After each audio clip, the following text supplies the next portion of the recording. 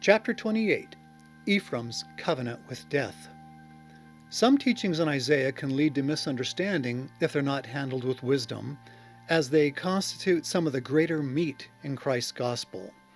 Here in chapter 28, Isaiah prophesies that some leaders of Ephraim will be drunken with pride, even to the extent that they will lead people to fall backward and be broken and snared and taken. In interpreting this chapter for the latter days, it's important to remember that all of this takes place within the parameters of Isaiah's timeline, after many of the calamities have commenced. Until then, wisdom dictates that we refrain from assigning too many specifics to these prophecies. In verse 1, Isaiah pronounces a woe upon Ephraim's crown of pride. He calls those who are filled with pride the drunkards of Ephraim, saying that they are drunken with pride because of their glorious beauty, which comes as a result of their rich heritage. But 5 times in verse 7, Isaiah also says these leaders will be drunken with wine and strong drink. Elsewhere, the scriptures equate wine with debauchery, especially when the people give up on God and surrender themselves to carnality. Here, Isaiah is linking pride with the gratifications of the flesh, for one often leads to the other. He declares that these drunkards of Ephraim shall be trodden under feet. We know this happened in Isaiah's day, when the nation of Ephraim became filled with pride and sin and was swept away by the Assyrian army. But again, all that Isaiah spake shall be. Thus, we must look to our own shortcomings to find God's message for us. But verse 5 tells us that we can take heart, for God himself will be a crown of glory to those who remain faithful. Thus, we will have a choice. We can take upon ourselves a crown of pride or a crown of glory, depending upon our humility, righteousness, and faith. Isaiah says that even some priests and prophets will err in judgment. They may have once been faithful, but by this time in the great and dreadful day of the Lord, they have fallen from faith and have gone out of the way. So, why will these servants lose faith when the real trials begin? At least part of the answer comes in verses 8 through 10. All tables are full of vomit, says Isaiah. Vomit, of course, is digested and regurgitated food. He then asks a question to illuminate the metaphor. Whom shall he teach knowledge? Meaning, who is God trying to teach? He answers this question with another question, though the King James Version omits the second question mark. The question is this: them that are weaned from the milk and drawn from the breasts. The implication is that God cannot give higher laws and teachings to babies. His people cannot always be fed milk. Trials are coming in which they will need stronger fare, even meat. But to this point, not only have they been fed milk, they've been fed milk that has been digested and regurgitated, and redigested and regurgitated again and again.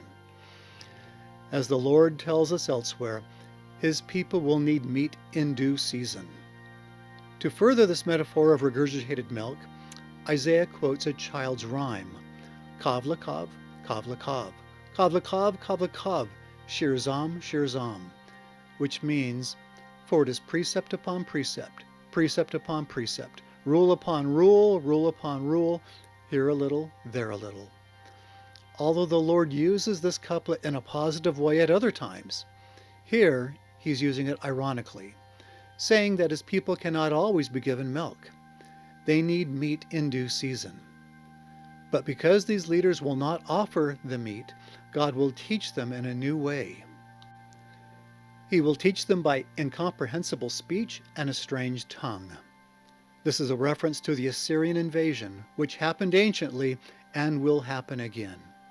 In the last days, these invaders will come with a foreign tongue and will teach their subjects harsh lessons in humility. Indeed, God's people left behind at that time will be broken and snared and taken. Why don't these scornful men heed the warning voice? Because they've made a covenant with death, and they think they will be protected. Unfortunately, they've only covered themselves under falsehood. They have made lies their refuge. And what are these lies? What is this covenant with death? The covenant may take many forms.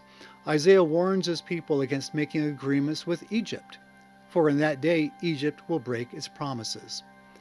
But some leaders will choose to depend upon them anyway, imagining that the government will protect them when things get bad.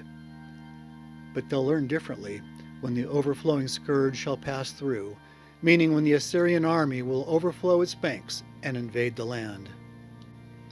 These are physical agreements, but there will be false spiritual agreements made as well.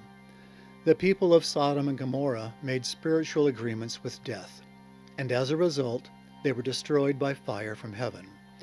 God says that many of his latter-day people will likewise be deceived and fall into sin, even as did the people of Sodom and Gomorrah. Any agreement with sin is an agreement with death, for sin always leads to death or a separation from God.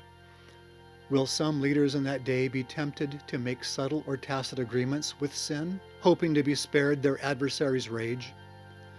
Whatever the case may be, Isaiah prophesies that at least some of these scornful men that rule this people will yet make a covenant with death. In allowing all this to fall upon his covenant people, God is doing his work, his strange work, and performing his act, his strange act. Toward the end of the chapter, Isaiah returns to the root cause of these compromises. He asks if a plowman will always plow the same field over and over without planting the seed. This actually links to the metaphor of giving milk to the people rather than meat. We may be prepared for the meat, but if we don't actually receive it in due season, meaning if we're not taught the principles of the law of the celestial kingdom, we will not be prepared for Christ's coming in Zion. Part of God's strange work will be teaching his people the higher laws of his gospel. But those who reject these laws or refuse to teach them will inevitably find themselves making covenants with death, making practical compromises that they think will lead to safety. Of course, all this is discussed in greater detail in the book, The Words of Isaiah, which you can find at the website, thewordsofisaiah.com. I'm Curtis Taylor with The Words of Isaiah.